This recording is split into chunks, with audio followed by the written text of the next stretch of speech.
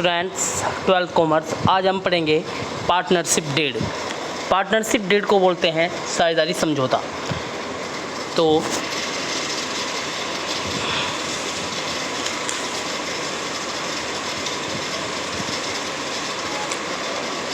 Partnership comes into extension by an oral और written agreement.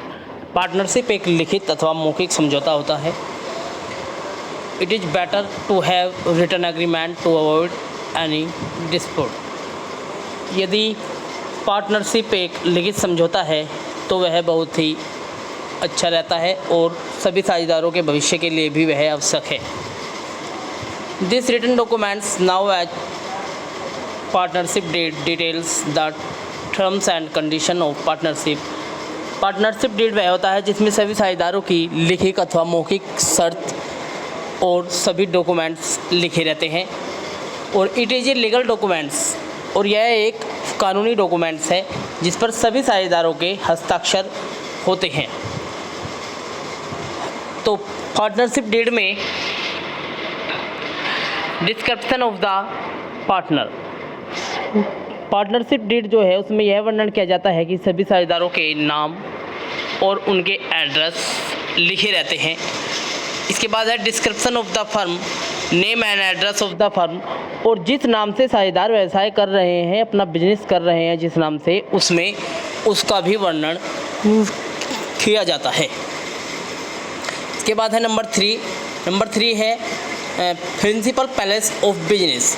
Address of the principal place of the business. साझेदारी जो है इस साझेदारी में यह पता होता है कि उनके जो साझेदारी चल रही है वह किस स्थान पर चल रही है और उसका सिद्धांत क्या है। इसके बाद है nature of the business. Nature of business but that the firm shall carry on, और वह साझेदार किस प्रकार का व्यवसाय कर रहे हैं अथवा किस चीज़ का या किस वस्तु का व्यवसाय कर रहे हैं। नंबर फोर है commencement of partnership. Date of commencement of partnership, और उनका वाणिज्यिक व्यवसाय क्या है। इसके बाद है capital contribution. The amount of capital to be contribution by each partner, whether the capital account shall be fixed on finishing. उसमें यह लिखा जाता है कि प्रत्येक साझेदार, जितने भी साझेदार साझेदारी में कार्य कर रहे हैं, कि प्रत्येक साझेदार ने कितनी कैपिटल लगाई है और capital account shall be fixed, और वह कैपिटल उनकी फिक्स है या नहीं। इसके बाद है interest on capital. Rate of interest if allowed on capital. यदि उनकी पूंजी पर ब्याज दे है तो उसके दर क्या है, यह भी पार्टनरशिप डीड में लिखित होता है। इसके बाद है इंटरेस्ट ऑन ड्रेविंग्स। इंटरेस्ट ऑन ड्रेविंग्स, जो पार्टनर्स ड्रेविंग्स करते हैं, यानी कि अपने पर्सनल यूज के लिए कुछ मनी निकालते हैं, तो उस पर उन्हें कितना इंटरेस्ट देना होगा, यह भी पार्टनरशिप डीड में लिखा होना चाहिए। इसके बाद है प्रॉफिट शेयरिंग रेशो, और वह भविष्य में किस अनुपात में अपना प्रॉफिट शेयरिंग रेशो करेंगे या किस अनुपात में अपने लाभ हानि को बांटेंगे, यह भी उनके पार्टनरशिप डीड में लिखा रहता है। इसके बाद है interest on loan. Interest on loan, rate of interest on loan by a partner to the firm. यदि किसी साझेदार ने फर्म को लोन दिया है तो वह जो है कितने % इंटरेस्ट पाने का अधिकारी है। इसके बाद remuneration to partner, amount to salary, commission it's if agree to be paid, और यदि किसी साझेदार को सैलरी मिलती है, उसे कमीशन मिलता है, तो उसका भी वर्णन पार्टनरशिप डीड में होना चाहिए। Valuation of goodwill.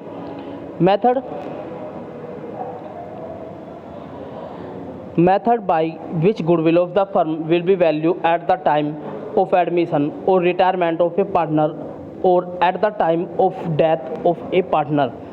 Valuation of goodwill. Goodwill का मूल्यांकन कैसे किया जाएगा। यदि कोई न्यू पार्टनर एडमिशन लेता है या कोई पार्टनर रिटायरमेंट लेता है, तो किसी साझेदार के आने पर और किसी साझेदार के जाने पर गुडविल का मूल्यांकन कैसे किया जाएगा, उस पार्टनर को कितनी गुडविल लानी होगी और जाने वाले पार्टनर को कितनी गुडविल देनी होगी, यह भी पार्टनरशिप डीड में लिखा रहता है।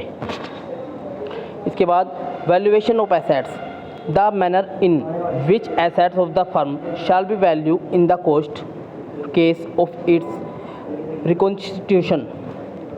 Valuation of assets, partnership deed में यह लिखा रहता है कि पार्टनर्स के पास जितनी भी एसेट्स हैं उन सभी एसेट्स का वैल्यूएशन किस प्रकार किया जाएगा।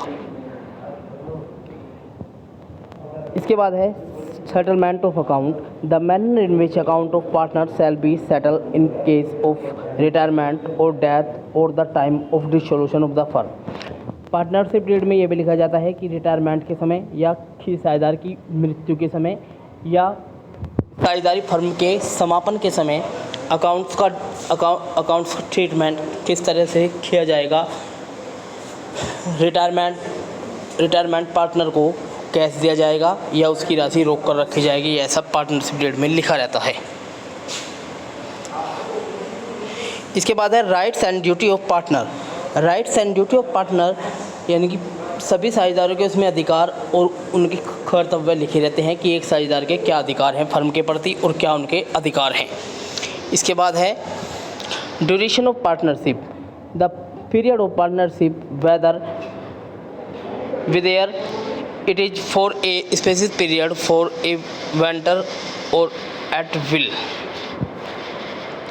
Bank account, death of a partner, settlement of disputes, ये आदि सभी का वर्णन जो है, डिस्क्रिप्शन जो है वो पार्टनरशिप डीड में लिखा रहता है।